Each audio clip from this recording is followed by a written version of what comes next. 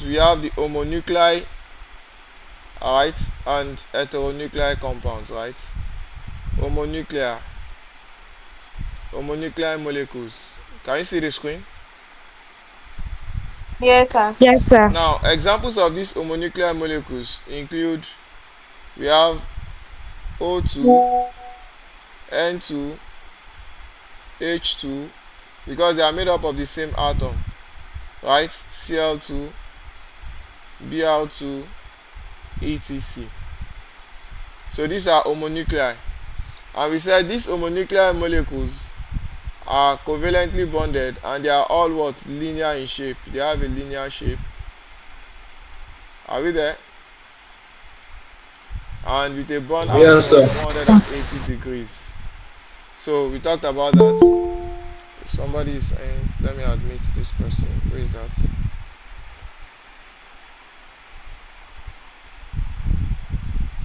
Okay. Homonuclear molecules. Then we have heteronuclear molecules. Heteronuclear molecules. Now, under these heteronuclear molecules, we talked about different atoms making up the molecular compound, like HCl. Are we there? Like NH3, like what? Like CO2, like CH4, like BeCl2, and so on and so forth. Are we together? So, and then we look Yes, Yes. sir. at how they form their compounds in a way. For example, we said for hydrogen, H with another H. So both of them will share electrons. The first hydrogen this way, and then the second hydrogen this way. Both of them, when they share electrons, they will form this. The first one comes down like this, brings this one electron, because it needs one electron to become octet, I mean to become duplet. This one too needs one. I need one, I need one, so they will share one to become stable. So they share, this is my own one, and then they come this way, they share electrons. We said these bonding electrons are called bonding pair, and this is going to make it to be like this, right? So this is H2. Am I communicating? So it has one bonding Yes, pair sir. because two electrons makes one bond, right? So then let me clean this. Compound like what? Cl2. That's chlorine. Because they are between interaction between non-metals though. So one chlorine atom with another chlorine atom. So this chlorine atom has 7 valence electrons. So it is like this. 1, 2, 3, 4, 5, 6, 7. Are we together? Why this second one is also having 7 valence electrons? 1, 2, 3, 4, 5, 6, 7. This one needs one to become complete. This one also needs one to become complete. So they will both share the electrons. So it will become Cl. Are we together? Are we listening?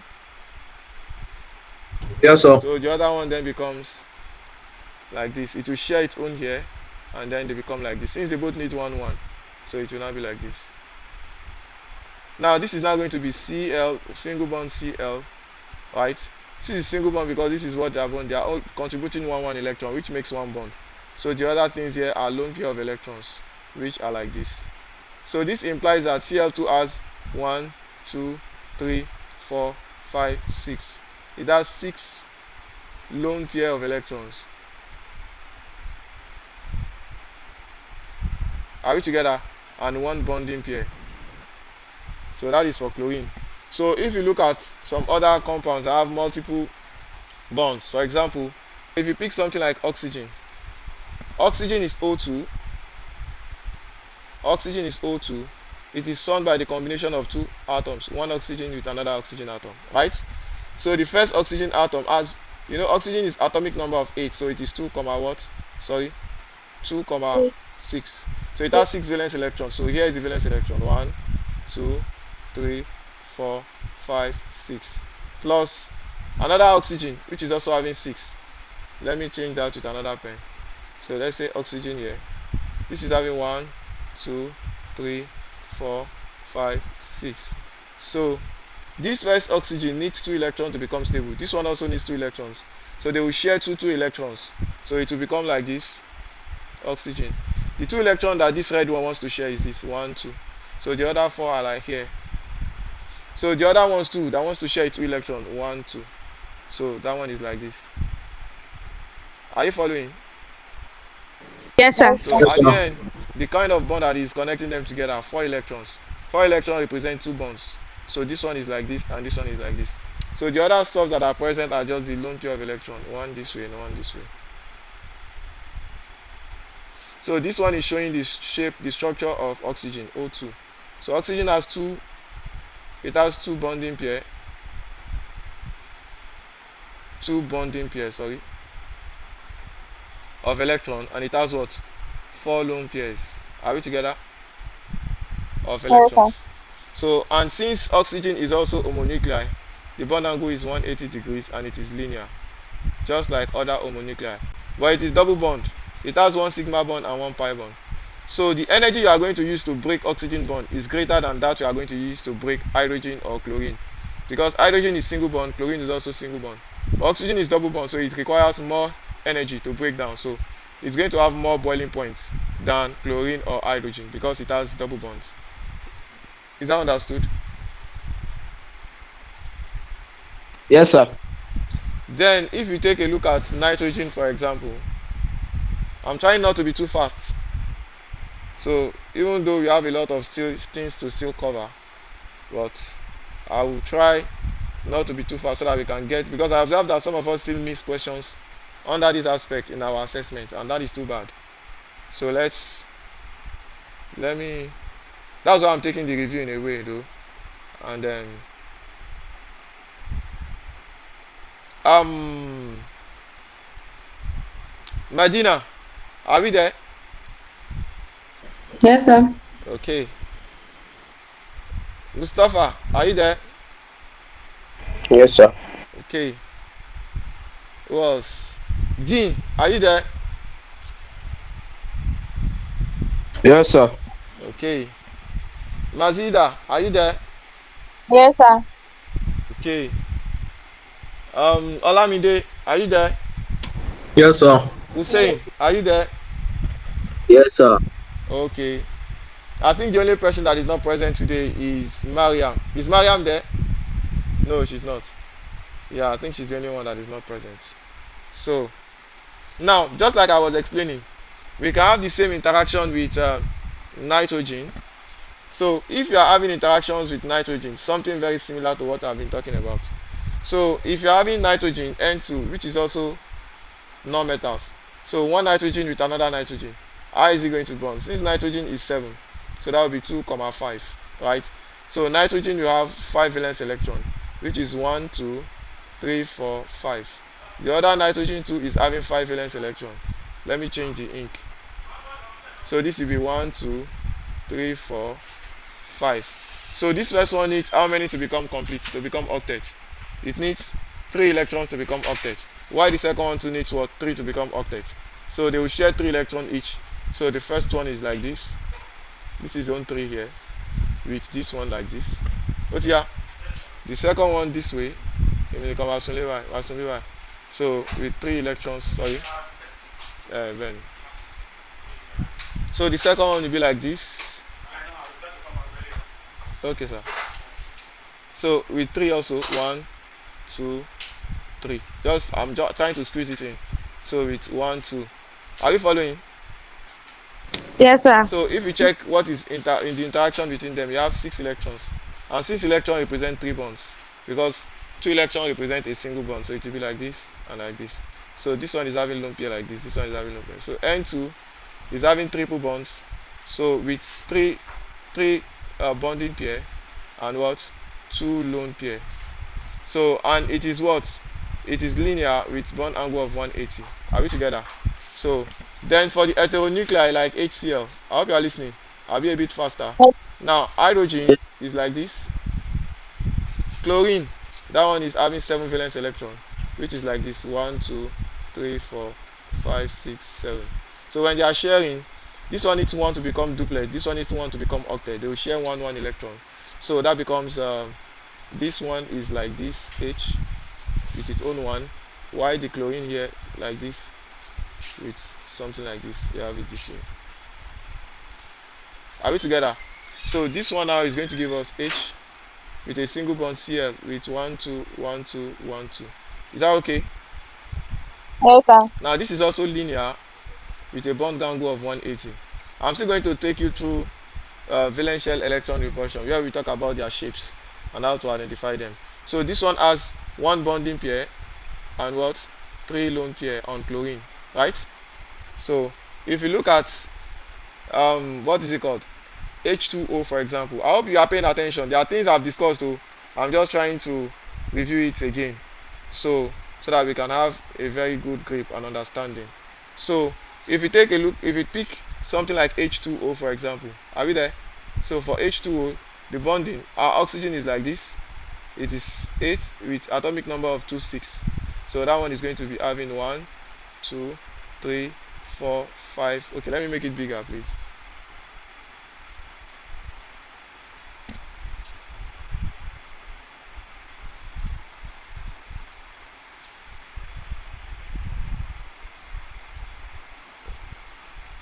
Why is it not cleaning again? Few seconds please. Okay.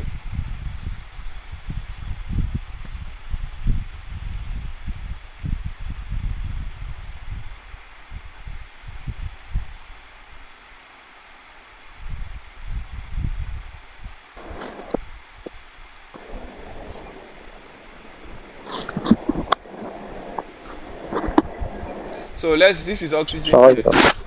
Hello? Hi, sir. Hello, I sir. have a question, sir. Okay, go ahead please. So, what's the difference? How do we identify homonuclear molecule from Okay, heteronuclear? yeah, can somebody answer that question? He said, how do we identify homonuclear molecules from heteronuclear molecules? Can anybody answer that question? Homonuclear molecules are bonds of atoms of the same element, Thank you. while heteronuclear molecules are bonds of atoms of different elements. God bless you. Like in So, homonuclear, we have O2, N2, H2, but in heteronuclear, we have HCl, NH3, and CH4. you get that? Yes, sir. Yeah, so that's it. Thank you so much, my good friend. Now, the next thing to do here is just to ensure that we bring out the structure of H2O. H2O, oxygen, has 6 valence electrons. So let me put the 6 valence electron here. Let me make it bigger. One. So sorry. So we have 1 2 3 4 5 6. Are we together? Now it is combining with 2 hydrogen atom. This is 1 hydrogen atom. This is the second hydrogen atom. So when they are combining together, they will come and share one with this. This one will share this one because it needs 2 electrons to become stable. This one shares this, so it becomes like this. You have it this way, 1 here, 1 here. So that will give us H here, 1 here, 1 here. That will give us H here with the lone pairs of electrons, 2 of them.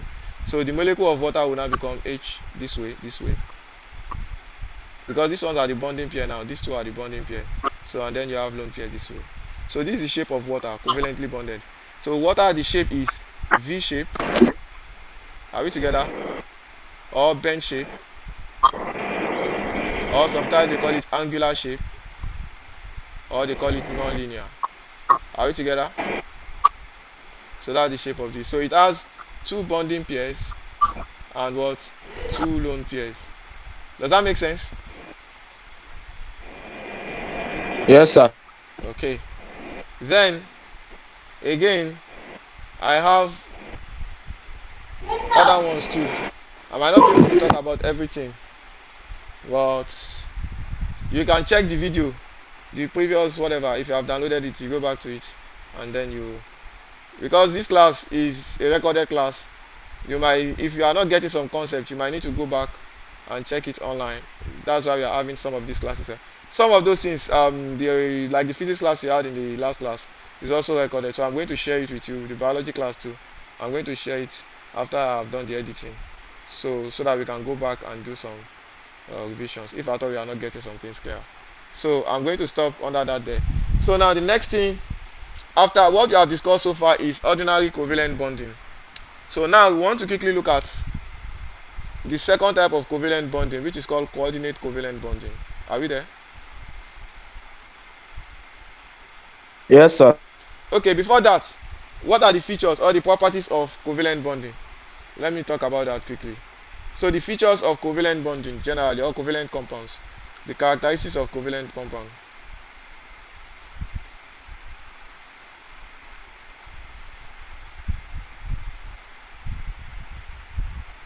Now, unlike the what's it called? Unlike the ionic compounds, covalent compounds used to have low melting and boiling points. Are we there? Because ionic compounds have high melting and boiling points, so covalent compounds only have low melting and boiling points. Are we together? Number two is that they don't conduct electricity. Are you listening? Hello. Yes, sir. Yes, sir. Then number three, So whether in molten or solid form, they don't conduct they don't electricity. conduct electricity anyways, right? So except for very few exceptions, which we will talk about later, those ones with hydrogen bonding. So number three is that they form molecules, not ions. They don't form ions, they form molecules, right? Then number four, they are soluble in non-polar solvents. Soluble in what? Non-polar solvents. If you remember, we said that ionic compounds are soluble in polar solvents. So covalent compounds are only soluble in non-polar solvents. So what are examples of non-polar solvents? E.g., we talk about benzene or hydrocarbons, benzene, phenol, toluene, and so on and so forth. So, but they are not soluble in polar solvents. Not soluble in what? Polar solvents. Are you clear? E.g., water. E.g., water. Because water is a polar solvent, so they are not soluble in polar solvent. Though we have some exceptions we will discuss later. Is that clear? So let's move down Yes, to sir. coordinate covalent bonding quickly, because I need to finish this bonding today. So coordinate covalent bonding now.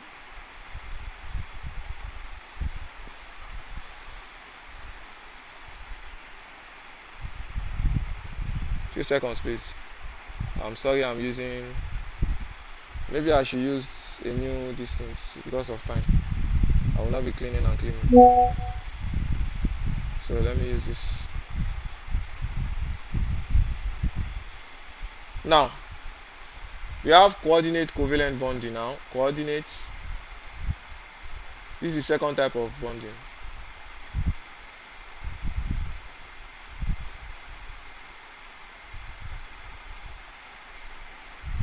So what are we supposed to know about this coordinate covalent bonding?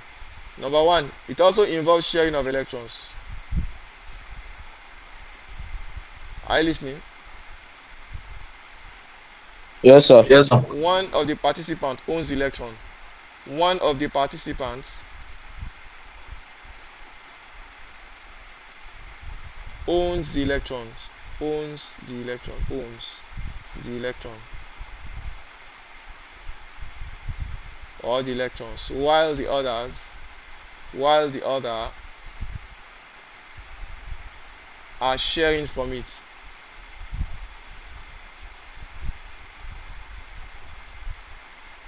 So in this case now, it is different from normal covalent or ordinary covalent, because in ordinary covalent bonding, the participants are sharing electrons equally. Maybe 1 1 2 2 3 3. You get the point. But in coordinate covalent bonding, there is sharing of electrons, but not in the what? Equal proportion. One of the participants owns the electrons, while the other is just coming to share from the electrons. You get the point. So, and this is often found in species with lone pair of electrons. Species with what? Lone pair of electrons. Are you getting my point? So what are examples of species with lone pair of electrons? E.g., we talk about H2O, water. Water has lone pair of electron, NH3. Now, because these substances that have lone pair of electron, if you are drawing the structure of water, water is like this. Can you see that? H2O. I hope you can see what I'm doing. Yes, sir. So water has two lone pairs of electron. So, and if you look at ammonia, ammonia is like this. Ammonia has one lone pair of electron. You can see that. Now, because they have lone pair of electrons, they can be involved in what? Coordinate covalent bonding. For example, when H2O is bonding with H plus, how is it going to be? The H2O is like this. Sorry.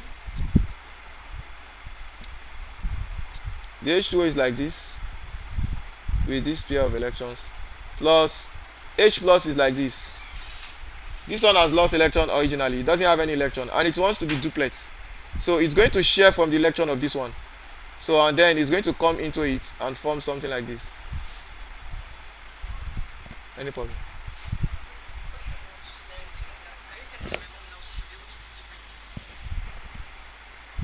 Few seconds, please. Give me a few seconds.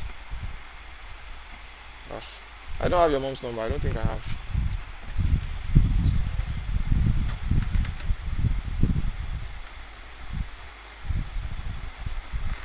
Yeah. 070 Uh-huh.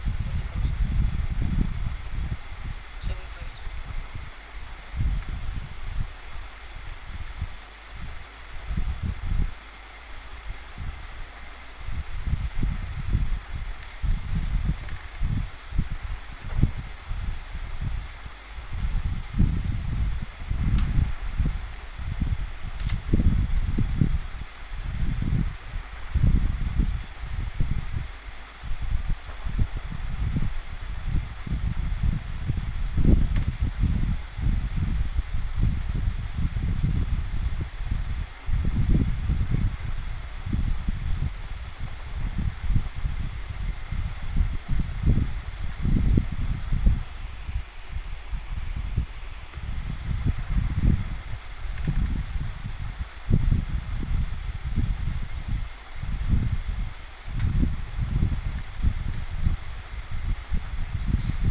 Sorry, please. Give me a few seconds. I'm almost done.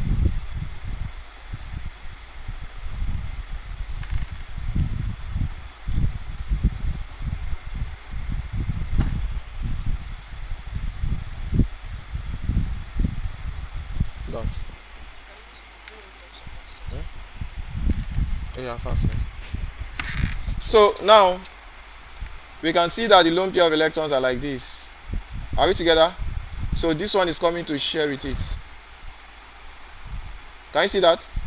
So that will lead to the formation of what? A O is like this. You have one H this way. You have one H this way. You have another H like this with a plus. You get the point? And you have one lone pair of electron. Can you see this formation? Hello? Are you there? Hello, sir. Yes, Yes, sir. sir. Yes, sir. So this is then giving us this, right? This way. With a charge, a plus charge up. Now this is called ozonium ion, H3O plus. So H3O plus is called ozonium ion, or sometimes they call it hydrozonium ion or hydronium ion. This compound, which is called ozonium or hydrozonium, or what? Hydronium I ion. It undergoes what? Dative or coordinate covalent bonding. Another name for this type of bonding is called what? Dative bonding. Does that make sense? Yes, sir. Now Yes, note sir. that the electrons that own the atoms that owns Sir, electron. sir. Yep. sir. Go ahead, please. I can't say what's wrote there. That H3 0 plus. I can't say what's wrote there. You see here this one, Yes, sir. ozonium ion. Oh, I said it. That's why I'm saying it. I know you might not see it, so that's why I was saying it. Because of space. Sir, what's the second one? Hydrozonium. It's because of space I'm saying it. So you have hydrozonium. Ion is an ion. Or we call it what? Ozonium ion. Ozonium ion. Are we clear? And then we can also call it hydronium ion. Now this H3O plus is undergoing dative bonding or coordinate covalent bonding. Is that one clear now? Now the oxygen is the owner of the electrons. Are we there? Why the hydrogen is coming to share from it. So this oxygen that owns the electron is called the what? Donor electron. The donor atom, I mean. The donor atom. So that's the donor atom. Is that clear? Yes, sir. Good. So apart from H3O plus that undergoes coordinate covalent bonding, another atom that undergoes, I mean another molecule that undergoes coordinate covalent bonding is ammonium ion. So ammonium ion is NH4 plus, H3O plus. The two of them are undergoing what? Dative bonding. I've explained how this one undergoes dative bonding. Abi? Yes, sir. Now I want to quickly explain how NH4 undergoes dative bonding. Now it is formed from NH3. Don't forget for dative bonding, one of the participants must have lone pair of electrons. Is that clear? So the NH3 now has lone pair of electrons. It is binding with what? H plus. So it's going to form dative bonding. How is that? We know that NH3 from what we've done before is like this. Isn't it? So it has one lone pair of electron. I hope you are listening. Then plus the H plus. This one doesn't have anything and it wants to be stable. So it will come and share electron with this. So it will now become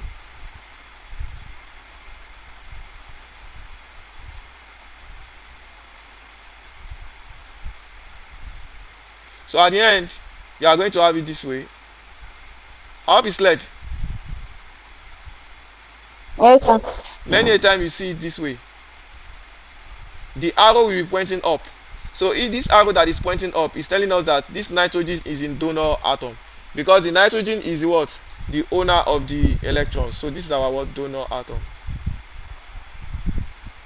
So NH4 plus undergoes which type of bonding? Coordinate, covalent, bonding. Covalent or Or bond or dative bonding. dative. Thank you. So I hope that is clear. Now apart from this, you realize that this coordinate covalent bonding, we are having one of the species or the molecules which is having lone pair of electron. So any molecule that has lone pair of electron in the formation of dative bonding, we call it the what? The Lewis base. Is a Lewis base. Or we call it what? It's a Lewis base or a ligand. Because I will talk about ligand here soonest. So those ones that have lone pair of electron are what? Ligands or what? Lewis base. Now we have given two major examples of compounds that undergo dative bonding. Please, are you following? Now apart Yes, from sir. these two, there are a group of compounds, we call them complex ions. Complex ions also undergo dative bonding. Complex what? Ions. So how do you identify complex ions generally? Complex ions have transition metals attached to what? Ligands. Transition metals attached to what? Ligands. I hope you are listening. I've told you Yes, what sir. ligands are now. What did I call ligands? L stands for what? Ligands. Ligands are Lewis bases. And Lewis bases used to have what? Lone pair of electrons. Are you getting it? Yes, sir. So the Tm there stands for what? Transition metals.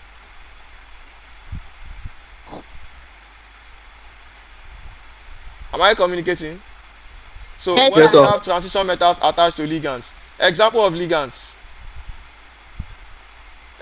ligands, e.g. we have NH3, right? And then we have H2O. These ones are two common ones that we've talked about. Abi? Apart from this, we have several that what's it called, like CN, cyanide ion. Am I communicating? Cl negative, etc. So far they have lone pair of electrons. We say they are what? Transition. They are what? Ligands or Lewis base. I hope that's clear. Transition Yes, sir. metals.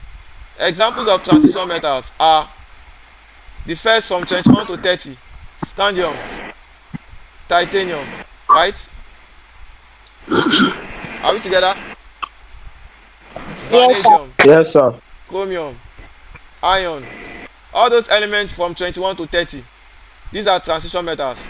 Are we together? Copper, zinc, right? Now, since you have identified them, whenever you see any element that is made up of a transition metal and it has ligand attached with a charge, that's a complex ion and is most likely going to be form coordinate covalent bonding. For example, Cu attached to what? H2O. H2O. Are we together? And H2O. And another what? H2O. All this one this way with a charge of what? 2 plus. Are you listening? So Yes, sir. this one is a special type of what? Transition, is a complex ion, because it's the middle here. Copper is a transition metal. Attached to it are the what? Ligands, or the Lewis acid or Lewis bases, because they have lone pair of electrons. Water used to have lone pair of electrons. So this can be represented as Cu into bracket what? H2O in 4 places. Everything with a charge of 2 plus. Does that make sense, please? Yes, sir. Now this compound is called what? Copper 2 tetra aqua, right? Ion. Copper 2. So why is there 2 plus above the equation? Yes, it has a charge of what? 2 plus. Well, for now, don't let me belabor you with it. They will not tell you about the charges. But what you should know is that most of this, so far it is an ion, it's always going to have a charge. Okay? So this implies, this 2 plus simply implies that it has lost 2 electrons. That's just a simple interpretation, but it is more than that, right, in implication. So, however, what we are actually talking about here is that we can identify that this compound is a complex ion because of the transition metals and the ligands attached, right? So the number of, okay, let me give another example. Another common example here is this common compound called hexacyanoferrate ion. So it's another complex ions, and we know complex ions undergoes dative bonding. So let me give you that quickly. I hope you are listening. Yes, sir. Yes, sir. So, for example, we have Fe, that is ion abi, attached to what? Cn, Cn, Cn, Cn, Cn, 1 2 3 4 5, and another Cn. Don't mind the way I drew it though, but it's just 6. Let me restructure this one.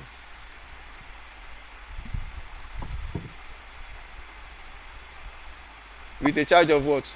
3 negative. So this one is called cyanoferrate 3 ion. Now you can see that what we have in the middle here is a transition metal, right? And this Cn attached, they are ligands. So it makes it a transition metal. It makes it a complex ion. So this complex ion can be written as Fe. Please, I hope I'm speaking sense. Yes, sir. Yes, Okay. So this one is giving us Fe Cn into the bracket of 6. Everything into the charge of what? 3 negative. So this is called hexacyanoferrate 3 ion. Is that okay now? Yes, sir. So these compounds, these ions, whenever you see any complex ion that is having a transition metal and a ligand, definitely the kind of bond that will be connecting them is what? Dative bonding. Is that clear now? yes, sir. Yes, sir. The next thing we'll talk about is metallic bonding. Metallic bonding is the last type of bonding under interatomic bonding, intermolecular bonding, intramolecular bonding, or interatomic bonding, as the case may be. So we have metallic bonding. Are we together? Yes, sir. Yes, sir. Yes, Now, sir. metallic bonding only exists in metals. In metals only. So what do you mean? E.g., you talk about metals like sodium is a metal, magnesium, are we together? Is Yes, a sir. metal, aluminum is a metal, copper is a metal. So you find it only in what? Metals only. And then how are they arranged? They are arranged in such a way that the positive nuclei the positive nuclei sorry the positive what nuclei are closely packed. Are we together? Are Yes, closely sir. what packed with loosely bound electrons with loosely bound electrons.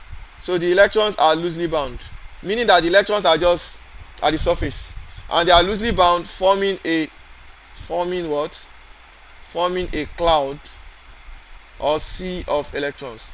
Sea of electrons. What do you mean by that? This is how the structure is. You have positive, these are the metals, they are arranged this way, closely packed. You can see that the positive nuclei are closely packed. Are we together? Yes, sir. This is how they are closely packed. Then apart from they being closely packed, they have loosely bound what electrons. Their electrons are loosely bound, so the electrons are always on top of them like this, forming a cloud or a sea of electrons. You get the point? Yes, sir. Now they conduct electricity. Metallic bonding generally conduct electricity by what? Because of free mobile electrons. So metals conduct electricity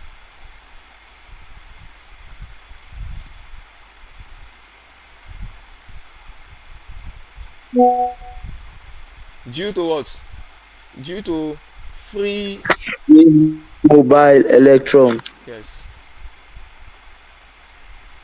So the electrons here are free and they are mobile. So with that they'll be able to what? Conduct electricity. Is that clear? And then you have certain properties peculiar to these metals, which I'm going to quickly talk about. The physical properties that are peculiar to this metallic bonding are stuff like malleability. Let me come down here to talk about them.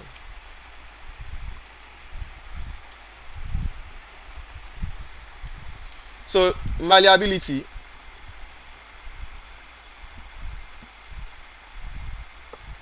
we have ductility. Are you listening? Yes, We sir. have sonorosity.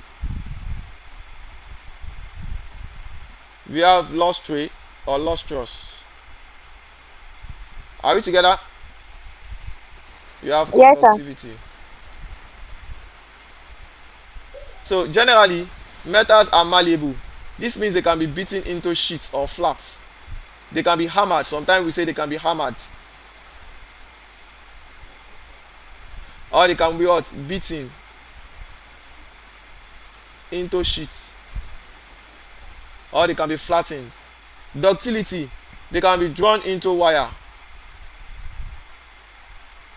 They can be what? Drawn into wire. Sonorosity, they give sound.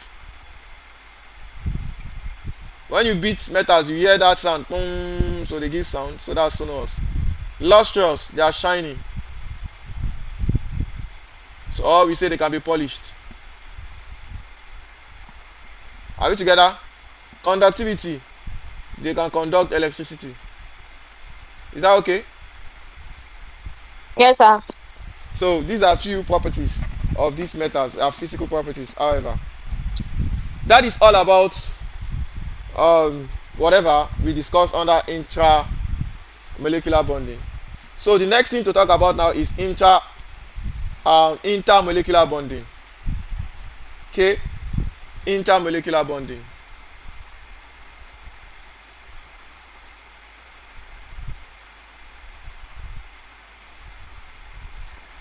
Sir, to show the meeting also end. I don't know why this thing always give me meeting and meeting end. Eh? Maybe because I didn't put it on calendar. Okay, instant meeting now. Let me share another link, please.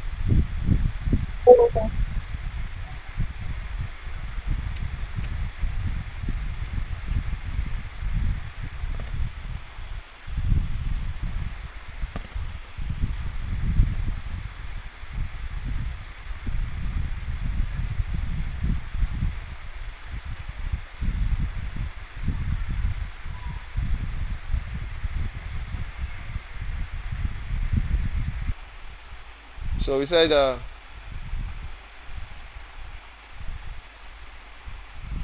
intermolecular bonding is a force of attraction, or is a type of, yeah, is a force of attraction that binds what? That binds molecules together. That binds molecules together.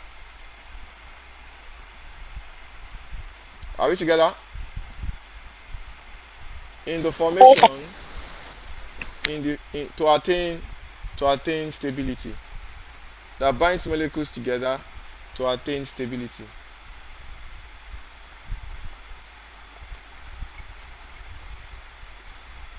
So, what is the implication of this? Intermolecular. Now, we have three major types of intermolecular bonding. What are they? We have what we call the van der Waals forces.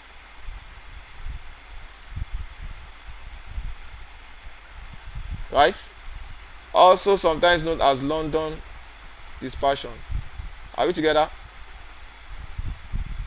Yes, sir. Two, we have dipole-dipole force.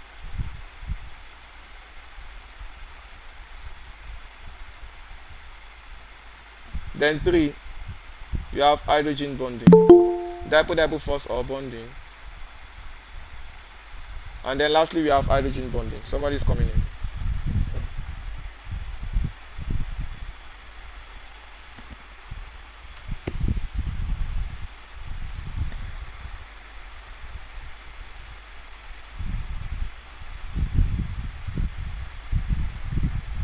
So you have hydrogen bonding.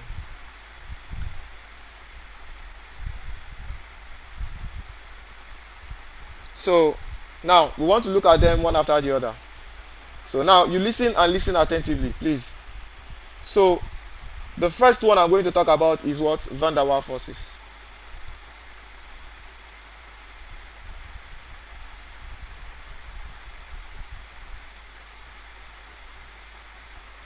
So van der Waals forces is the weakest intermolecular force. The weakest. The weakest intermolecular force.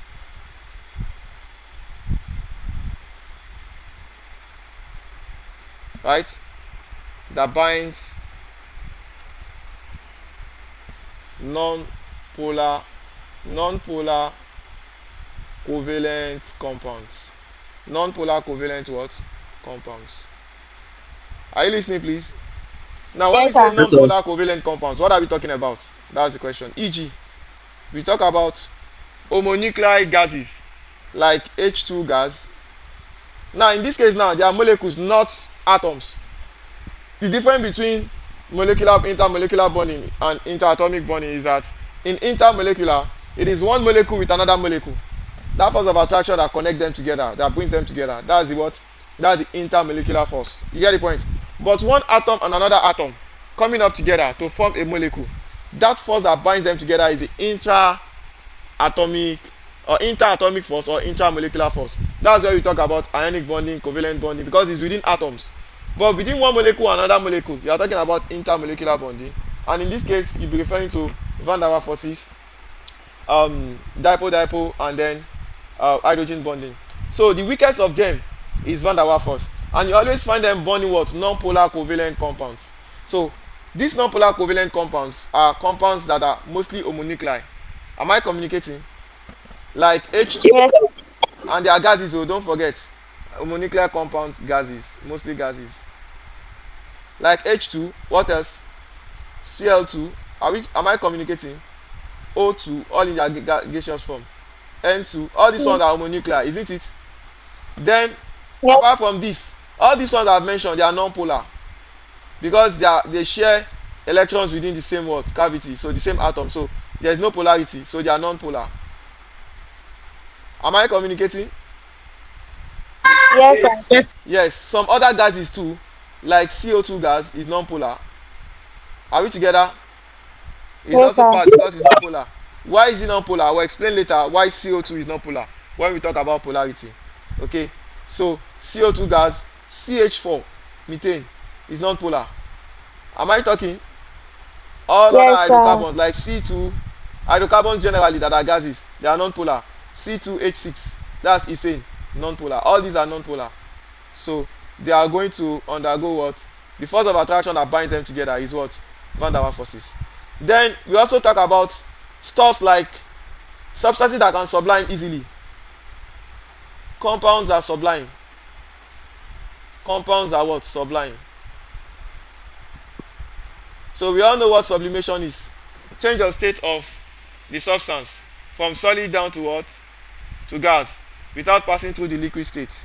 So examples of those substances are what? Iodine crystals, I2, iodine sublimes, because it changes state from solid to gas. So iodine 2 is held together by van der Waals force. It's a weak force. That's why it can sublime, break from solid easily to gas. Are we together? Another one is ammonium chloride crystals, NHCl4.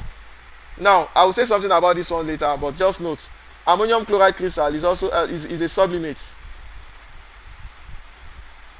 Ammonium what? Chloride crystals, right? So it's also a sublimate. Benzoic, all these are they can sublime.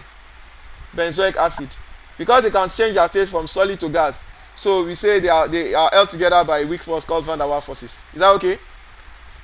Note, Yes, sir. note, if you are dealing with intramolecular force, right? If it is intramolecular, ammonium chloride is made up of 4 different types of forces or bonds, because ammonium chloride has NH4 plus binding with what? Cl minus. Am I communicating?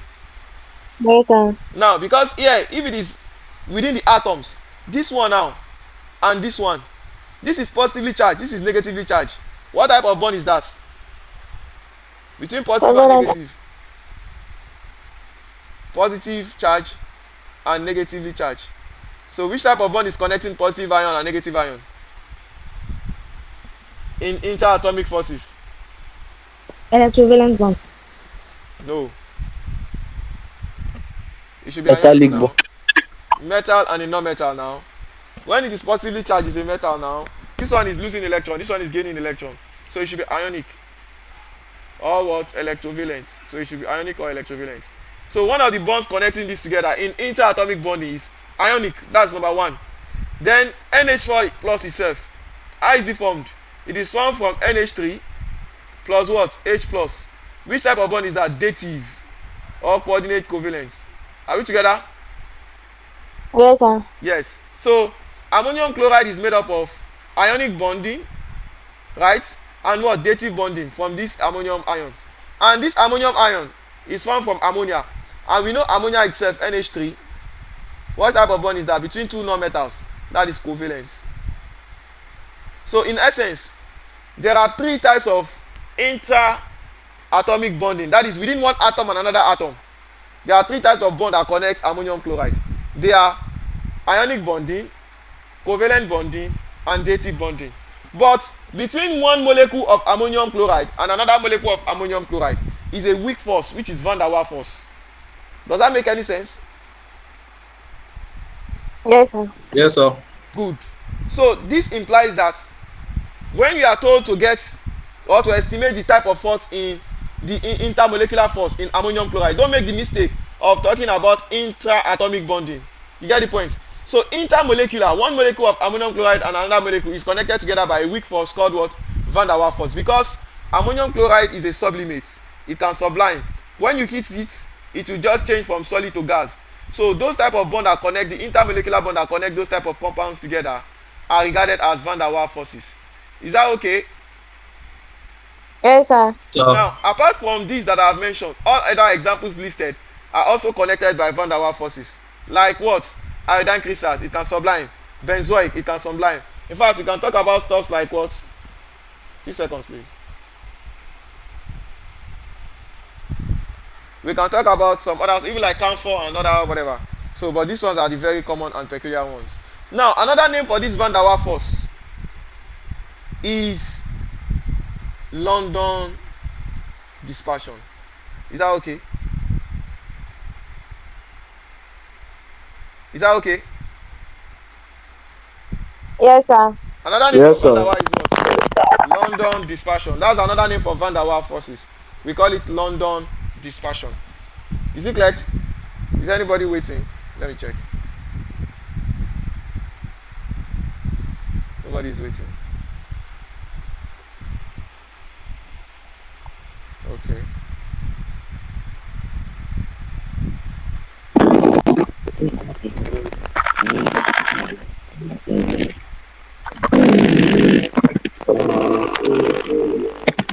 Where is that sound coming from? Now the next one, you are done with van der Waals force. We said it is the weakest, and we gave the illustration of van der Waals forces. The next example we want to look at is what dipole force. Is another what intermolecular force between one molecule and another molecule, right? So this one forms a dipole. This one is involved in what? Polar covalent compounds. Polar what?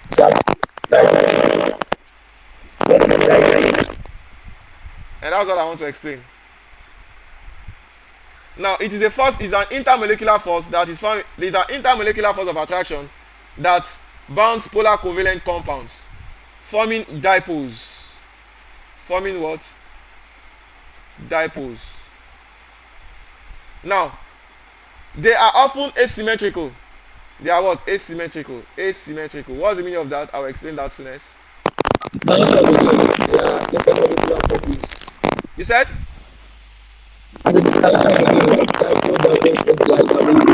I mean, did anybody hear heard what he said so that the person can say what he said? I couldn't hear him. No. Nobody can hear you, Hussein. Your mic is bad. So asymmetrical means that the share of electron are unequal. That's what is making it to become polar. Now, for example, let's look at this HCl. Are you listening? Are we there? Yes, sir. Now HCl, Yes, sir. is a polar compound. I will explain why it is polar. I think I need to take my time here. It's a polar what? Compound. Now the reason why it is polar is simply because the sharing of electrons are asymmetrical. Hydrogen, right, is sharing electrons with chlorine. But chlorine is highly electronegative. Chlorine is electronegative. Don't let me say highly electro. Chlorine is what? Electronegative. What is the meaning of electronegative? Electronegative. Chlorine is electronegative because it always want to pull electrons towards its own position. Chlorine will be pulling electrons towards its own position. So this electron will fall within the position of chlorine the more. So the density of chlorine will have more electron because chlorine is electronegative. So it's just like a tug of war. So you know, anyone with the highest force will be pulling the rope towards its own position, isn't it? Are you together? Yes, sir. That atom with the highest Yes, sir. electron, with that atom with the highest force, we pull electron towards its own position. So because those electrons are not sharing equally, that chlorine will pull electrons towards its own position. So it will make this chlorine to become partially negative. So because it is pulling electron, it's an electronegative element. So electronegative element always pull electron towards their own position to have a higher electron cloud density. So whereas the hydrogen will be what? Partially positive. So the hydrogen now will be like partially deficient of the electron because the electron that it is supposed to share, that chlorine is putting it towards its own position. Do you understand what I'm explaining? Please. Sir, please, can you explain?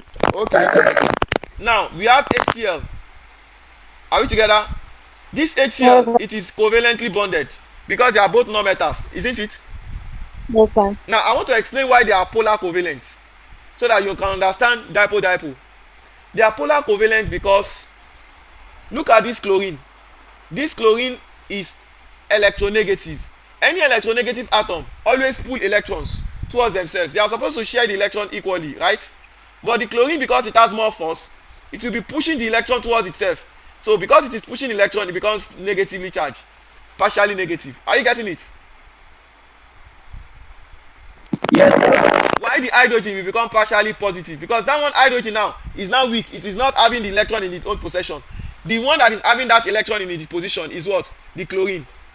So that is why we are saying unequal sharing or asymmetrical for polar covalent compounds. You get the logic now? Now, this is not only peculiar to chlorine. We have several other elements that are electronegative. Apart from chlorine, we have other ones like what? Sulfur. Are we together? We Yes, have sir. oxygen. Are we together? We have Yes, fluorine. sir. Are we together? We have bromine. We have iodine. Is it clear? All these I have Yes, mentioned, sir. all these I have mentioned, even nitrogen, they are electronegative elements. So whenever they are attached to hydrogen, they are going to form, they are going to make that compound to become polar covalent. Do you get what I'm saying now? For example, Yes, sir. H2S is polar covalent because of what? This sulfur is electronegative. You get the point? H2O is what? Polar covalent because of this oxygen, which is electronegative. HBr is polar covalent. Are you listening, please? Yes, sir. Do we understand? Yes, sir. HBr is also polar covalent. So once you know those compounds that can form polar covalent, that are electronegative, then you can therefore say they will form what? Polar covalent compound. So you can only find dipole in what? Polar covalent compound, because they are going to give you a dipole. Dipole means what? Two charges, positive and negative, because of the presence of electronegative atom.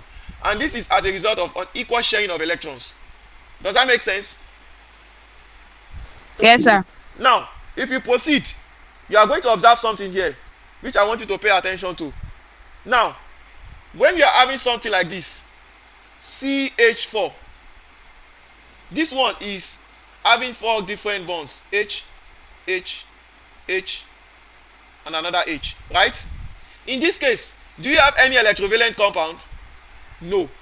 We only have carbon attached to hydrogen, and hydrogen is not an electrovalent compound, an electrovalent atom. Am I communicating?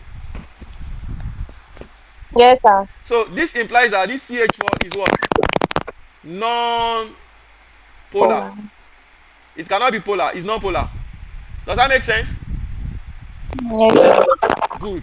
Now, if I have something like this, C, H, H, H, and Cl. Now you can see the presence of this Cl here. It will automatically make this compound to become polar, because it is electronegative. It will pull electrons towards itself to make this one to become what? Partially negative. You get the point? And this other one becomes partially positive. Do you understand what I mean? Yes, sir. So this one, which is CH3 Cl, becomes what? Polar. You understand that? Yes, sir. Now, if I now have something like this, Cl, Cl, Cl, Cl.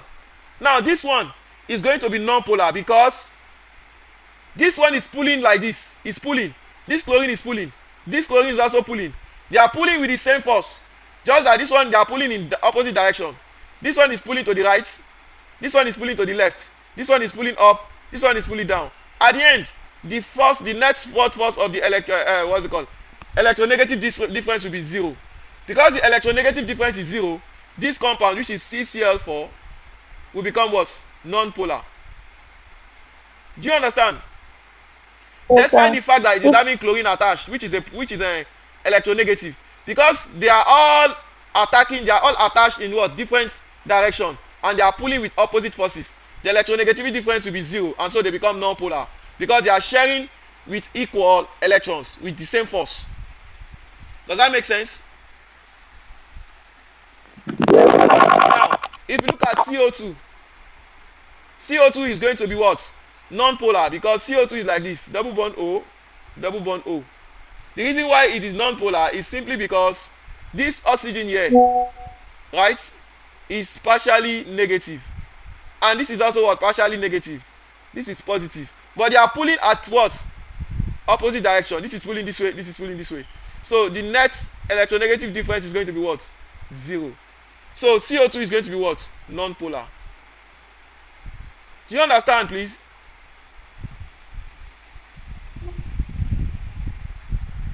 Do you understand, please? Yes, sir. Ah, that response is not That it means we are not getting it. Do we get it? I want to hear the response first. Yes, sir. Okay. So Sir, now, please can you explain, Yes, sir? sir. Sorry, sir. which part? Which part should I explain? Who is talking, please? Swiver. Which part do you want me to explain? Is it from now? Look at this. This CH4. You can see that this hydrogen that is attached is not an electronegative atom. Abi, I've mentioned the electronegative atom now. I've listed them up there. These are the electronegative atom, isn't it? Common ones are these. Are we together? Chlorine, sulfur, oxygen, fluorine, bromine, iodine, and nitrogen. Is that one cleared? Yes, sir. Now we are now saying that when those ones are attached to a compound, they can make that compound to become polar because they will make it unequal or unsymmetrical, right? Now we are now saying that for CH4, we are having the atoms shared in such a way that the hydrogen are bonded equal. This hydrogen at first is not what? Is not electronegative. You get the point? And they are both shared equally. So because it is not electronegative, we can say this CH4 is what? Non-polar. Is that clear? Is that Yes, one sir. understood? Yes, sir. Now, but if you now Yes, sir. replace one of the hydrogen from CH4 with an electronegative atom like chlorine, it can be chlorine, it can be fluorine, it can be any other what? Electronegative atom. If you replace it, it will definitely make it polar because that electronegative atom will pull electrons towards itself to form a dipole. You get the point now? So then it implies that the CH3Cl is what? A polar compound. Does that make sense?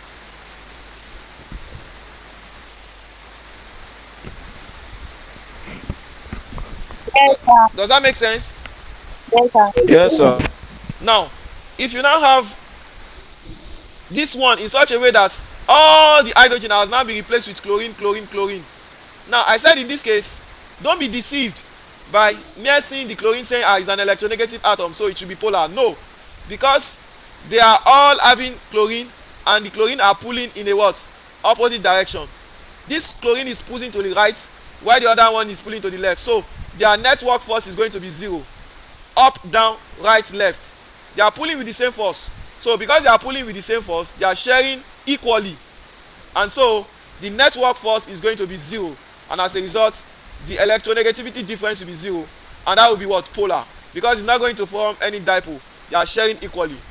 You get that? Yes, sir. Fuweiba, Oh. you are the one that said Yes, don't sir. get and we are explaining. Do you understand? Yes, sir. Now, the same thing is applied to CO2. If you look at CO2, you realize that CO2 is C double bond O, C double bond O. This oxygen is part of the electrovalent atom. But because oxygen is pulling, one is pulling to the left, the other is pulling to the right. So the network force is going to be zero. And as a result, the dipole moment is going to be what? Zero. And so the electronegativity difference is zero and it becomes what? Non-polar. Does that make sense? Yes, sir. Yes, Do you yes, get it, sir. everybody? Yes, sir. Yes, sir. Yes, sir. Now, so can anyone tell me if this one will be polar or non-polar? Let me give you one example. CH2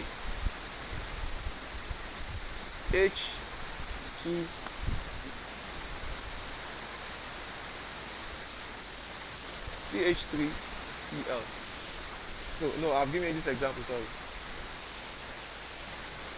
CHCl3. Is it going to be polar or non-polar?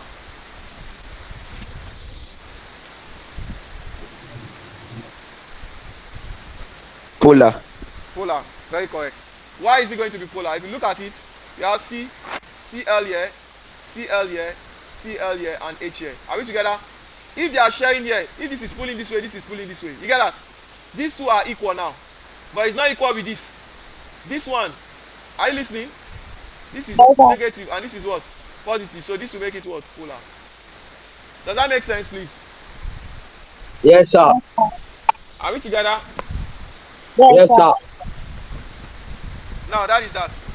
Now, note.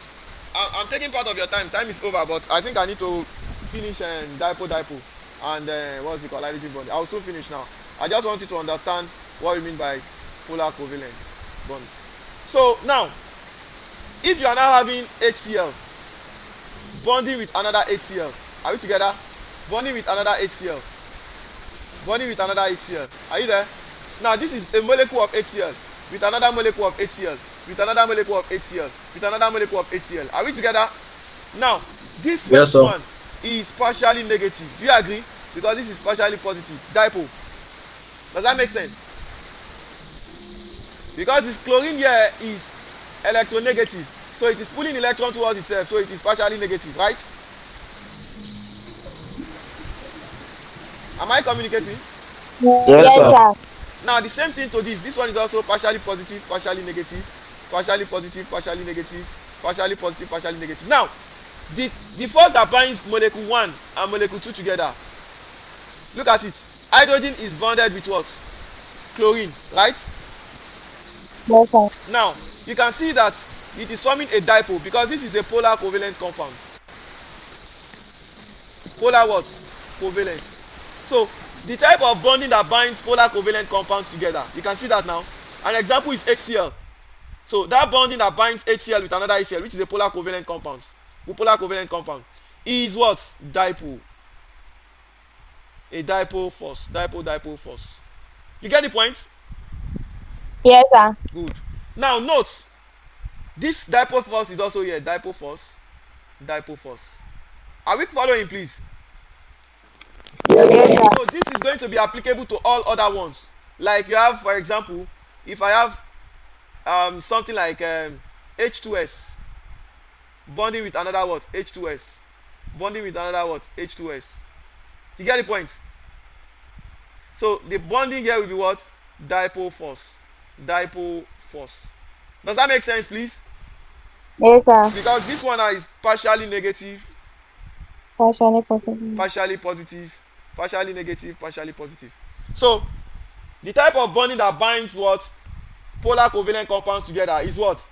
Dipole force. Exactly like dipole force. Now there is just an exception. That exception is where I'm going to talk about what? Hydrogen bonding. Am I communicating? Yes, sir. Now when these three atoms, these three electronegative atoms are now forming the bonds, that is where we have hydrogen bonding. Look at it. I want to talk about hydrogen bonding now quickly.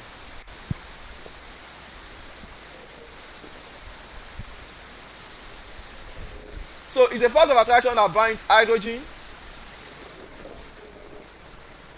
with what? Highly electronegative atom. Highly electronegative what? Atoms. So what are the highly electronegative atoms? You know, we talked about electronegative atoms before. Generally those ones will form dipoles, right? And they will form polar compounds. Are you listening, please? Now we now have special ones, special electronegative atoms that are highly electronegative atoms. There are just three. The highly electronegative atom are what? Three. What are they? FON. What does FON represent? Fluorine. Am I communicating? Yes, Oxygen. sir. And what? Nitrogen. Now if these three atoms, are you together, are Yes, bonding sir. with, if these three atoms are bonding with hydrogen in a molecule, that type of force is going to be what? Hydrogen bonding. For example, HF is bonded with another what? HF is bonded with another HF. Now normally you are going to say it is dipole because this is partially negative, partially positive. Isn't it? Partially negative, partially positive. You might say it is dipole, abi? Am I talking? Yes, You might assume yes, that it sir. is dipole because this is electronegative atom, this is partially positive, right?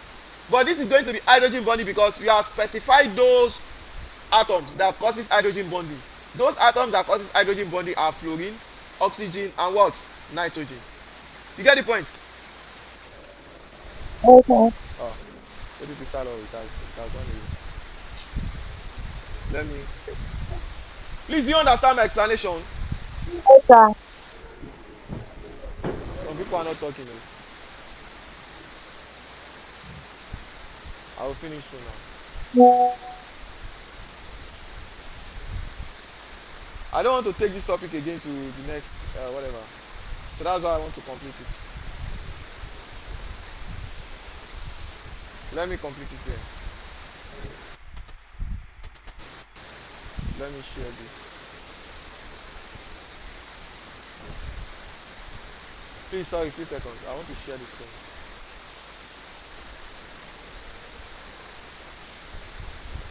Some people have even left the class. What happened? What I'm explaining is important to they've left. Now, so if I have HF, I was talking about HF, right? Bonded with another HF. Bonded with another what? HF. Are we communicating? Now, the bond Yes, here is going to be hydrogen bonding. Simply because fluorine is a highly electronegative atom, is binding with what? Hydrogen. Whenever a highly electronegative atom binds with hydrogen, the type of bonding there in a molecule, the type of bond is what? Hydrogen bonding. Do you get it? yes, sir. This is also going to be what? Hydrogen bonding. It's not only peculiar to this, we can also see it in H2O. Don't forget we have three of them, three atoms that will give us hydrogen bonding. They are formed, that is FON, which is fluorine, oxygen and what? Nitrogen. So this one will also give us hydrogen bonding. You get the point? Because this is negative, this is what? Positive. And hydrogen bonding. Do you understand, please? Yes, sir. The same thing occurs in ammonia, NH3. You have it like that, NH3. NH3. This is also what? Hydrogen bonding. Positive, negative. You get the point? You can also see it in ethanol. Ethanol is like this. CH3, right? CH2OH. Right? With another what? CH3, CH2OH. Now, the oxygen of this one will bind with the what? Hydrogen of this. This oxygen is partially negative. This one is what? Partially positive. This is hydrogen bonding. Oxygen is a highly electronegative atom binding with hydrogen. That is what? Hydrogen bonding. Is it clear? Yes, sir. Finally, under this, hydrogen bonding is the strongest intermolecular force. Hydrogen bonding is the what? Strongest intermolecular force. Right? And then, since hydrogen bonding is the strongest intermolecular force, it is going to have the highest boiling points, highest melting and boiling points. The highest melting and boiling point is found in what? Hydrogen bonding. And it has the following features. Hydrogen bonding always make polar compounds to have higher melting and boiling point. It always makes them to have what? Higher boiling points. You get the point? And it always makes them to be what? Soluble in polar solvents. Soluble in what? Polar solvent. Now, normally, covalent compounds are not soluble. And they have what? They have low boiling point. We've talked about that even today. We said covalent compounds have low boiling points. And they are what? They are not soluble in polar solvent. They are only soluble in what? Non-polar solvent. However, when they have hydrogen bonding, which makes them polar covalent, they are going to have higher boiling points and they are going to be soluble in what? Polar solvents. Is that understood?